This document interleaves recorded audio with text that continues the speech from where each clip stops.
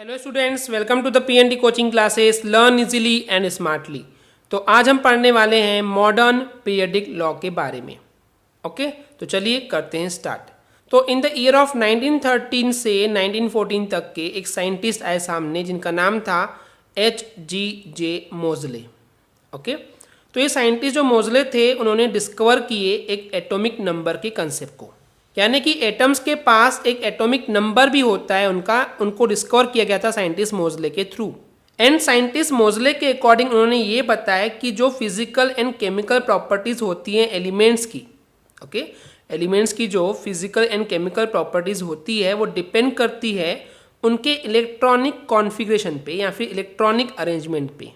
Electronic configuration या फिर electronic arrangement क्या है कि इलेक्ट्रॉन्स का अरेंज करना डिफरेंट शेल्स में, और ये आप ऑलरेडी पिछले चैप्टर में पढ़ के आए हैं, राइट स्टूडेंट्स।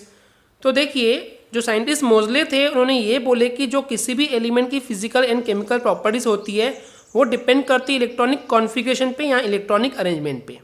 एंड ये जो इलेक्ट्रॉनिक अरेंजमेंट है एलिमेंट्स का, ये डिपेंड करता है उन एलिमेंट्स के एटॉमिक नंबर पे, या आप इसको बोल सकते हो उस एलिमेंट के पास जितने प्रोटॉन प्रेजेंट है उस पर, राइट स्टूडेंट्स। तो इन्होंने सीधी सीधी बात नहीं बोला, घुमा के बोला, पर कंसेप्ट तो वही हुआ कि वो एटॉमिक नंबर पे डिपेंड करता है। उन्होंने बताया कि पहले वो डिपेंड करता है इलेक्ट्रॉनिक अरेंजमेंट पे, एंड फिर बताया कि इलेक्ट्रॉनिक अरेंजमेंट डिपेंड करता है एटॉमिक नंबर पे या फिर जितने प्रोटॉन है। तो जितने प्रोटॉन है वही उसका एटॉमिक नंबर भी होता है स्टूडेंट्स, राइट।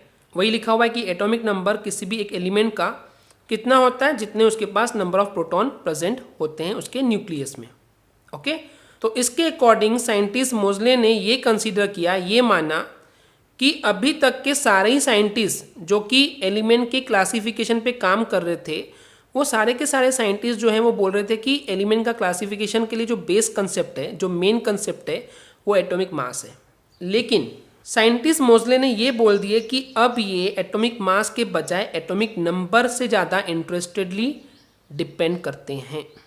अगर हम एलिमेंट का क्लासिफिकेशन चाहते हैं तो हमको उन एलिमेंट के एटॉमिक नंबर पे फोकस करना होगा। समझ में आ रहा है। तो सारे साइंटिस्ट जो थे पहले एटॉमिक मास पे काम कर रहे थे। साइंटिस्ट मोज़ले ने जैसे ही एटॉमिक नंबर के कंसेप्ट को ढूंढा उसके बाद से सारी कहानियाँ उल्टी हो गई, और अब एलिमेंट के क्लासिफिकेशन के लिए जो मेन कंसेप्ट था वो हो गया एटॉमिक नंबर। एंड इस तरीके से हमको एक मॉडर्न पीरियडिक टेबल मिली जो कि बेस्ड थी एटॉमिक नंबर के बेसिस पे। अभी हम बार बार जो बोल रहे हैं एटॉमिक नंबर के बेसिस पे, इसका मतलब है कि एलिमेंट्स को अरेंज किया जाएगा उनके increasing order of the atomic number. अभी तक एटॉमिक मास कर रहे थे, अब क्या करेंगे, एटॉमिक नंबर के इंक्रीजिंग ऑर्डर में हम इसको टेबल में अरेंज करेंगे। ओके स्टूडेंट्स, तो कहानी क्लियर है कि मॉडर्न पीरियडिक लॉ कैसे आई, कैसे साइंटिस्ट मोज़ले ने एक डिस्कवरी की एंड पूरी कहानी वहाँ से बदल गई।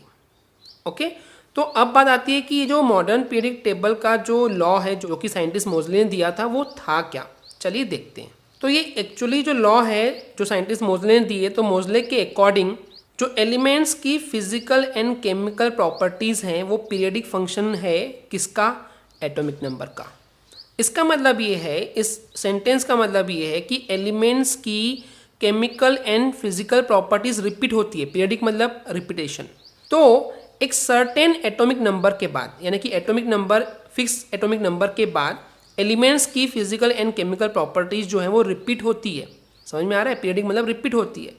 तो अब एटॉमिक नंबर का कंसेप्ट आ गया था। तो अब बात ये आती है कि पीरियडिसिटी के कारण क्या है, जो ये हम बोल रहे हैं कि उन एलिमेंट्स की फिजिकल और केमिकल प्रॉपर्टीज रिपीट हो रही है, तो ऐसा क्यों हो रहा है।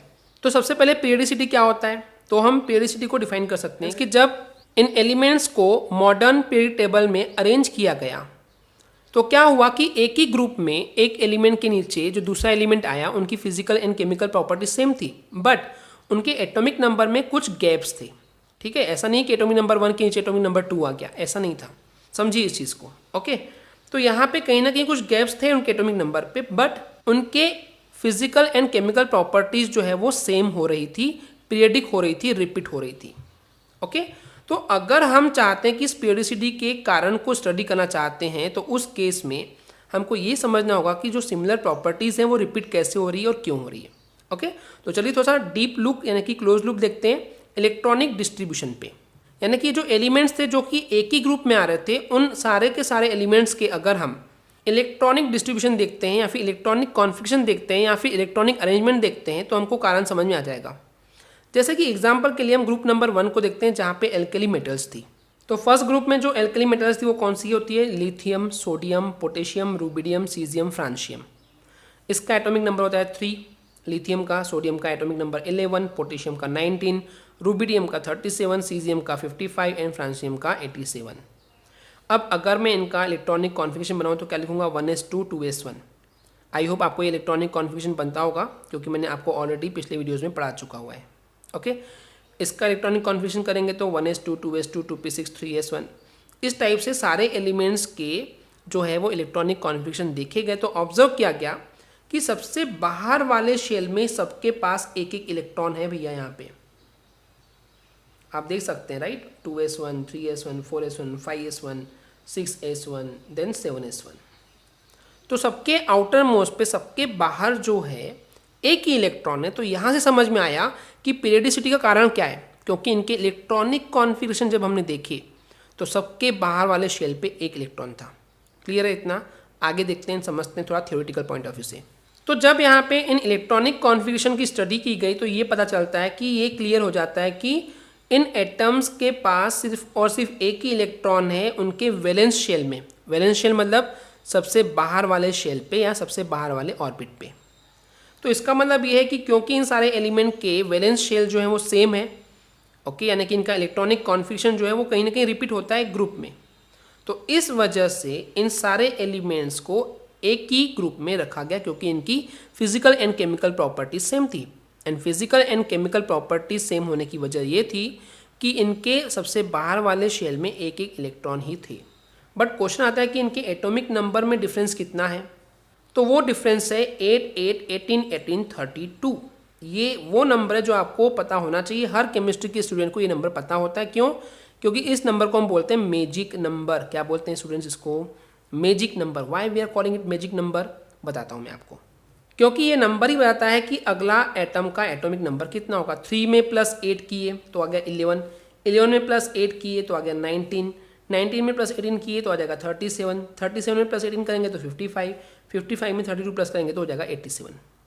और ये सिर्फ एक ही ग्रुप के लिए नहीं है, सारे ग्रुप पे काम करता है अकॉर्डिंगली। ओके, थोड़े थोड़े चेंजेस होंगे स्टूडेंट्स, बट मेन जो चीज़ है वो इसी नंबर के हिसाब से एटॉमिक नंबर्स वहाँ पे हमको दिखाई देते हैं। एंड सारे के सारे क्योंकि इसी गैप से आगे बढ़ते हैं इसलिए इसको बोला गया magic number. What is a magic number? 8 8 18 18 32। तो हम देख रहे हैं यहाँ पे जो रिपीटेशन है बेसिकली सेम है क्योंकि सभी के पास जो आउटर मोस्ट पे जो इलेक्ट्रॉन है वो एक ही है, राइट? तो जो वैलेंस शेल का जो इलेक्ट्रॉनिक कॉन्फिगरेशन है यहाँ पे, ओके, किसी भी एक ग्रुप में, तो हम ये देखते हैं कि उन सारे ग्रुप्स में जो एटॉमिक नंबर का जो गैप है वो कैसे है? वो जो गैप है एटॉमिक नंबर के बीच में वो फिक्स है, डेफिनिट है। और वो गैप जो चलता है वो इस 8 8 18 18 32 के अकॉर्डिंग चलता है। एंड यही रीज़न है कि हमको पीरियडिसिटी देखने को मिलती है। ओके स्टूडेंट्स, तो एक्चुअली मॉडर्न पीरियडिक लॉ इसी के बेस पे काम करता है। आई होप आपको ये क्लियर हो गया होगा। अगर आपको हमारी वीडियो से कुछ भी सीखने मिला या नॉलेज मिला तो प्लीज़ हमारे चैनल को सब्सक्राइब कीजिए एंड वीडियो को लाइक ज़रूर करें। आज के लिए इतना ही, थैंक यू।